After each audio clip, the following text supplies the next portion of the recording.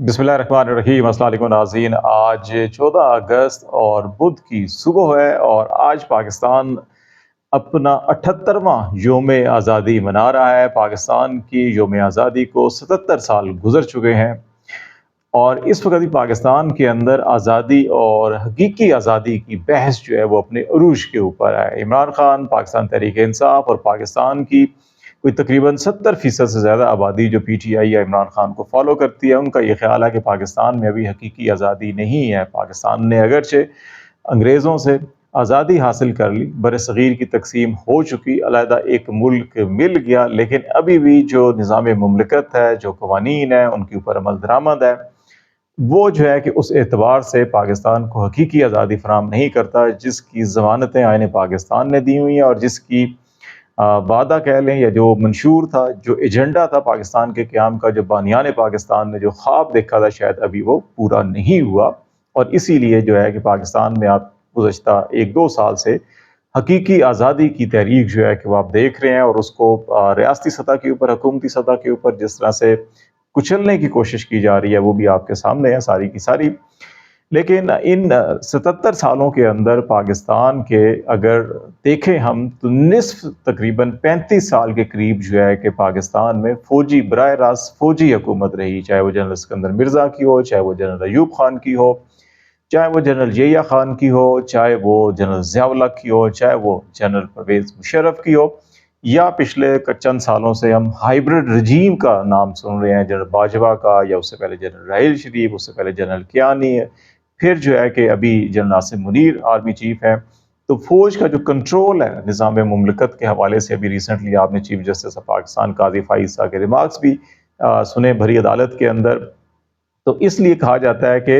बराह रास्त जो है कि इन्होंने 35 साल और इनडायरेक्ट ऑलमोस्ट जो है कि हमेशा फ़ौज की हुकूमत रही है पाकिस्तान के अंदर। और इसमें अगर हम ये देखें पाकिस्तान की सियासी तारीख़ के अंदर, तो 3 पाकिस्तान के वज़ीर आज़म को बराह रास्त कत्ल किया गया। इसमें लियाकत अली ख़ान शामिल हैं, इसमें ज़ुल्फ़िकार अली भुट्टो शामिल हैं और इसमें बेनज़ीर भुट्टो ये भी शामिल हैं।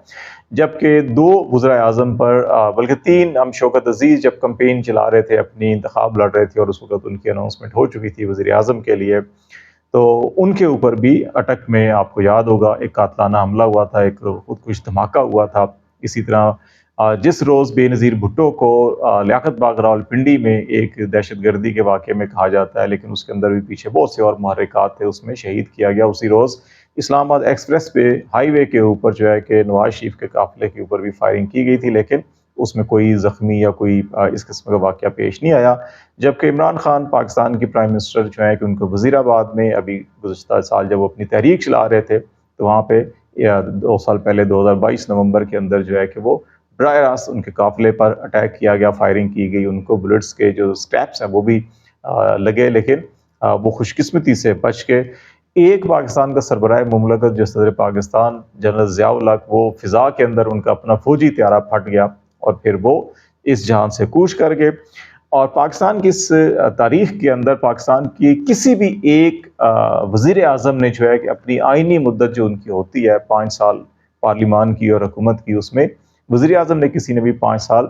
बैक वक़्त जो है कि एक टर्म पूरी नहीं की। अलबत्ता 4 पार्लिमान ऐसे हैं जिन्होंने अपनी टर्म पूरी की, लेकिन उन 4 पार्लिमान में भी वज़ीर आज़म की तादाद 9 थी। और इसके अलावा जो है कि हर वज़ीर आज़म कोई 1.5-2 साल, 2.5 साल, 3 साल, 3.5 साल, इससे ज़्यादा कोई वक्त नहीं गुजार सका। 2002 की असम्बली ने मुद्दत अपनी पूरी की, लेकिन उसमें 3 वज़ीर आज़म तब्दील हुए। ज़फ़रुल्लाह खान जमाली बने, फिर उसके बाद जो है कि चौधरी शुजात आए और फिर शौकत अज़ीज़ बनाए गए। 2008-13 पीपल्स पार्टी का दौरे हुकूमत था, यूसुफ रज़ा गिलानी वज़ीर आज़म बने, सुप्रीम कोर्ट से उनको नाअहल करार दिया गया, सज़ा दी गई, और फिर उसके बाद राजा परवेज़ अशरफ बने, और फिर 2013-18 जो है वो नवाज शरीफ प्राइम मिनिस्टर बने और फिर उनको सुप्रीम कोर्ट से नाअहल किया गया, सज़ा दी गई, और फिर उनके बाद शाहिद खाकान अब्बासी प्राइम मिनिस्टर बने और 2018 इमरान खान प्राइम मिनिस्टर बने, और फिर 3-3.5 साल अदम एतमाद उनके बाद पेश की गई अमरीकी जो साइफर आया और सारी रजीम चेंज ऑपरेशन, वो अभी तक उसके ऊपर बहुत सी बहस चल रही है। और फिर उसके बाद शहबाज शरीफ जो है कि PDM के मुश्तरका वज़ीर आज़म बने। इस तारीख़ी पस मंज़र के अंदर अगर हम आज योम आज़ादी को देखें तो उसमें कहीं-कहीं हमें یہ احساس ہوتا ہے ہمیں خود اپنے ارد گرد کے حالات سے۔ آج بھی پاکستان میں بالخصوص پنجاب کے اندر اور وفاقی دارالحکومت اسلام آباد کے اندر جو ہے کہ عوام کو جشن آزادی کے حوالے سے تقریبات، جلسہ جلوس، ریلی کی اجازت نہیں تھی، اور بالخصوص پاکستان تحریک انصاف کی ریلیز پہ چھاپے مارے گئے، کریک ڈاؤن کیا گیا، نیشنل فلیگز چھینے گئے، قومی پرچم کی بے حرمتی ریاستی ادارے جو ہیں کہ یونیفارم کے لوگ وہ کر رہے ہیں کہ چھینا چھپٹی کر رہے ہیں، اور لوگوں کو جو پاکستان زندہ باد کے نعرے لگا رہے ہیں، جو پاکستان پائندہ باد کے نعرے لگا رہے ہیں، جو یوم آزادی مبارکباد کے نعرے لگا رہے ہیں، ان کو گرفتار کیا جا رہا ہے۔ اور ایسے موقع کے اوپر دو چیزیں بڑی جو سٹیٹمنٹ ہیں وہ بڑے اہم ہیں۔ ایک army chief general Asim Munir نے جو کاکول اکیڈمی کے اندر خطاب کیا وہ، اور ایک عمران خان نے جو آج ریلا جیل میں اپنے وکلاء کے ذریعے جو ہے جو بات چیت کی اور پیغام بھیجا۔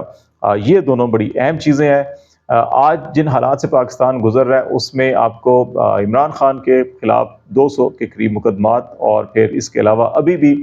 مزید 3-4 سنگین مقدمات کی ان کو تھریٹس دیے جا رہے ہیں۔ جنرل فیض حمید کو اریسٹ کیا گیا، انڈائریکٹلی ان کو یہ پیغام دیا جا رہا ہے کہ جناب یہ 9 مئی کے ساتھ ان کا تعلق ہے، اور یہ الٹیمیٹلی جو ہے کہ ان کو بھی اور آپ کو بھی جو ہے کہ وہ وعدہ موافقہ بنے گا، اور آپ کو جو ہے کہ فوج کے اندر بغاوت اور اس قسم کے مقدمات کا سامنا کرنا پڑے گا۔ اس کے علاوہ فوج کے اندر بغاوت اور آرمی چیف کے خلاف بیانات، پہلے ہی پنجاب گورنمنٹ جو ہے کہ وہ ایک صحافی کو جس انداز میں تیار کیا گیا بیان درخواست کے لیے، اور پھر صحافیوں کو اس میں گواہ بنایا گیا، وہ بھی تیار کیے گئے۔ تو یہ سارے مقدمات اور یہ ساری چیزیں بیسیکلی عمران خان کو دباؤ میں لانے کے لیے، تاکہ اپنی شرائط کے اوپر ان سے معاملات کو طے کریں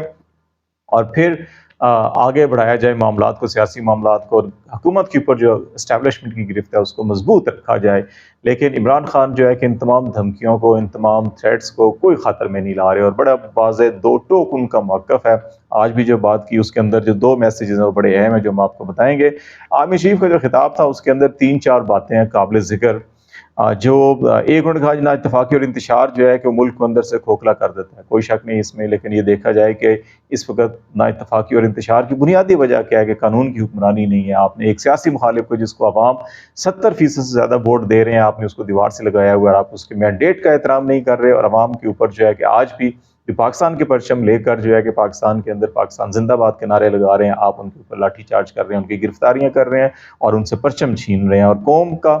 غیر متزلزل اعتماد ہمارا قیمتی سرمایہ ہے۔ بالکل ٹھیک آپ کہہ رہے ہیں، اس غیر متزلزل اعتماد کو کون خراب کر رہا ہے؟ آپ یہ ضرور دیکھیں کون سی پالیسیز ہیں، کون سے اقدامات ہیں جس کی وجہ سے قوم کا جو یہ اعتماد کا رشتہ ہے اس کے اندر دراڑیں پڑ رہی ہیں، اور فرق جو ہے کہ وہ گیپ بڑھتا جا رہا ہے۔ اس کو آپ ضرور دیکھیے گا، اور پھر اندرونی اور بیرونی دفاع کی قسم کھا رکھی ہے۔ اب یہاں پہ غلط فہمی ہے پاکستان کی اسٹیبلشمنٹ کو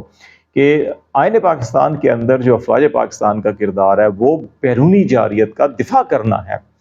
اور جب کوئی شہری حکومت آپ کو قدرتی آفات ہوں یا کوئی اور مسئلے مسائل ہوں تو اس میں آپ کو مدد کے لیے جب طلب کریں تو آپ نے وہاں پہ مدد کرنی ہے۔ یہ 2 ہی کردار ہیں آپ کے۔ آپ نے یہ جو سیلف اپنا رول ڈیولپ کر لیا ہے اور اس کو ہر بار مور لگانے کی خود ہی کوشش کرتے ہیں کہ نہیں جناب اندرونی دفاع بھی ہماری ذمہ داری ہے۔ بھائی اندرونی دفاع جو ہوتا ہے وہ ایف سی ہے، رینجرز ہے، وہ پولیس ہے،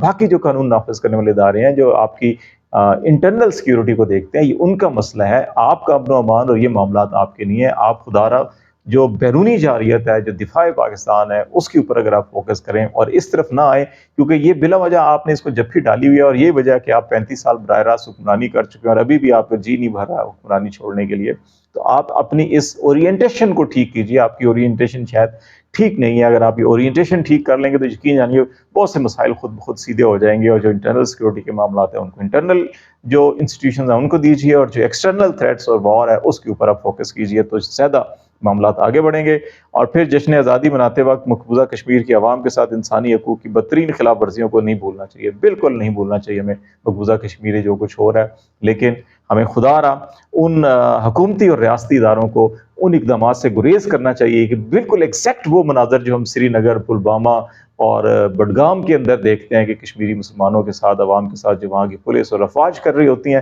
ہمیں یہاں بدقسمتی سے وہی لاہور کے اندر، ڈی جی خان کے اندر، اسلام آباد کے اندر، راولپنڈی کے اندر، ملتان کے اندر، فیصل آباد، سیالکوٹ کے اندر جناح ہاؤس کو تالے لگا رہے ہیں آپ یہاں پہ ریلیز کو۔ پنڈی کے اندر ہر سال 14 اگست کو اس طرف رات کو جو ہے کہ وہاں پہ بہت بڑی ایک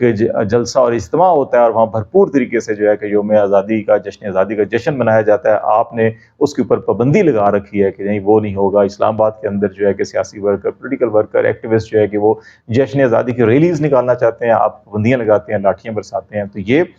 ایسے عوامل سے اقدامات سے گریز کیجئے جہاں پہ آپ اسلام آباد، پاکستان کا اسلام آباد اور مقبوضہ کشمیر کے اسلام آباد میں کوئی فرق نہ رہے، اور پاکستان کے لاہور اور مقبوضہ کشمیر کے بڈگام کے اندر کوئی جو ہے فرق نہ رہے، اور پاکستان کے راولپنڈی اور مقبوضہ کشمیر کے سری نگر کے اندر کوئی فرق نہ رہے. ایسے مناظر سے آپ خدارہ گریز کیجئے ریاستی اداروں حکومت کو، اور یہ معاملات جو ہے کہ یہ عوام کی مینڈیٹ، عوامی رائے اور عوامی حکومت کے اوپر چھوڑ دیجئے. عمران خان جو ہے کہ وہ 9 مئی کے حوالے سے ان کو پھر ڈرانا دھمکانے کی کوشش کی جا رہی ہے کہ جناب جنرل فیض کو ہم نے پکڑ لیا اور اب جو ہے کہ وہ بیان دیں گے اور پھر ہم آپ کو ان کے ساتھ ملا کے جو ہے کر دیں گے. اور عمران خان نے بڑا دو ٹوک الفاظ کے اندر جو ہے کہ بڑا کلیئر میسیج دیا، اور انہوں نے کہا بہت خوشی کی بات ہے اگر 9 مئی میں جنرل فیض حمید جو ہے کہ وہ ملوث ہیں یا ان کا کوئی کردار ہے تو بڑی اچھی بات ہے، بڑی خوشی کی بات ہے. اور ابھی بلکہ آپ اس کے اوپر جوڈیشل کمیشن قائم کر دیجیے ابھی، تاکہ دودھ کا دودھ پانی کا پانی ہے، ہر چیز سامنے لے کے آئیے. کور کمانڈر ہاؤس لاہور کی بھی، اور عسکری ٹاور لاہور کی بھی، اور پھر آپ ریڈیو پاکستان پشاور کی، GHQ کے اندر کی جو CCTV فوٹیج ہیں وہ ساری کی ساری جو ہیں کہ وائر لے کر آئیے، وہ دیں عدالتی کمیشن کے سامنے رکھیں، اور پھر جو اس کے اندر ملوث ہے بالکل ان کو کڑی سزائیں دیجیے اور یہ کام کیجیے. لیکن ایسا کرنے کے لیے ہم تیار نہیں ہیں، کیونکہ ہم نے ایک مخصوص نیریٹو بنایا ہے اور ہم اصل مجرموں کو چھوڑ کر جو ہے کہ ہم سیاسی مخالفت کے پیچھے لگے ہوئے ہیں. یہ اس طرح سے معاملات اگر دیکھے جائیں گے تو پھر شاید معاملات آگے نہ بڑھ سکیں گے. حقیقی آزادی کی منزل کیسے قریب آ گئی ہے، یہ ایک بات کی جا رہی ہے جو پاکستان کے زمینی حقائق حالات ہیں. ابھی آپ آرمی چیف کا یہ خطاب بھی دیکھ لیجیے، اس میں 9 مئی کا جو آپ کو منترا ہے وہ نظر نہیں آئے گا. جو ایک سیاسی گروہ، فسادی گروہ، انتشاری گروہ، وہ جو ساری کی ساری سیاسی بیان بازی کی جا رہی تھی، اور جو کہ اگرچہ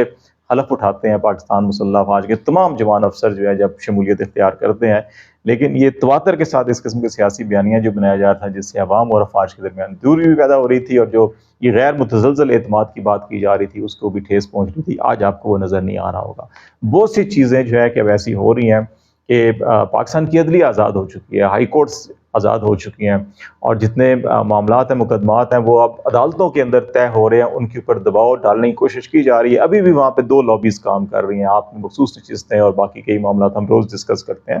اس کے اندر آپ کو وہ طرز عمل نظر آئے گا جہاں پہ ایک اینٹی عوامی جو اوپینین یا مینڈیٹ ہے اس کے برعکس جو ہے کہ کچھ لوگ جو ہے کہ ابھی بھی کام کر رہے ہیں. لیکن اوورآل مجموعی طور کے اوپر جو ہے کہ ججز اس انداز کے اندر کام کر رہے ہیں. اور ابھی بھی یہ توشہ کیس کے اندر جو ہے کہ جو عامر فاروق صاحب کی عدالت میں 2 مئی سے معاملات کو روکا گیا تھا اور ان کے اندر گرفتاری ڈال دی گئی تھی بشرا بی بی اور عمران خان کی، اس کے اوپر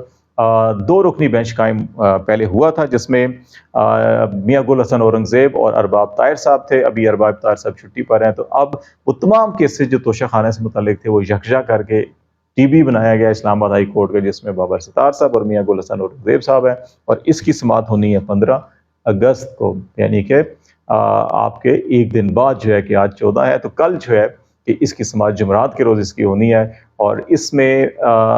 قانون اور آئین کو اگر آپ دیکھیں تو ایک ہی الزام کے اندر، ایک ہی معاملے کے اندر آپ 3-4 کیسز نہیں بنا سکتے. توشہ خانہ میں یہی کیا گیا، اور پھر ایک معاملہ ہائی کورٹ میں پینڈنگ ہے، ایک معاملہ جو ہے کہ آلریڈی درخواست احتساب عدالت کے اندر دی گئی ہے اور نیب کو نوٹسز ہو چکے ہیں کہ آپ اپنا جواب لے کر آئیں. جواب دینے کی بجائے آپ گرفتاری ڈال دیتے ہیں، تو یہ غیر قانونی عمل ہے، غیر آئینی عمل ہے. تو یہ معاملات جو ہیں کہ توشہ خانہ میں عمران خان صاحب کی جو یہ آخری معاملہ جو کیس بنایا گیا جس میں تفتیش شروع کی گئی ہے، یہ سٹرائک ڈاؤن ہوتا ہوا دکھائی دے رہا ہے. اور اس کے اندر اگر وہ ختم ہو جاتا ہے تو پھر جو گرفتاری ڈالی گئی ہے وہ بھی ختم ہو جائے گی. تو اس طرح سے معاملات عدالتی فیصلوں کے ذریعے نظر آ رہے ہیں کہ اس طرف بڑھ رہے ہیں، جہاں پہ ایک طرف عمران خان بشرا بی بی کی رہائی بھی نظر آ رہی ہے، اور دوسری طرف ان کی رہائی کے بعد جس انداز کے اندر ایک پبلک مومنٹم بنا ہوا ہے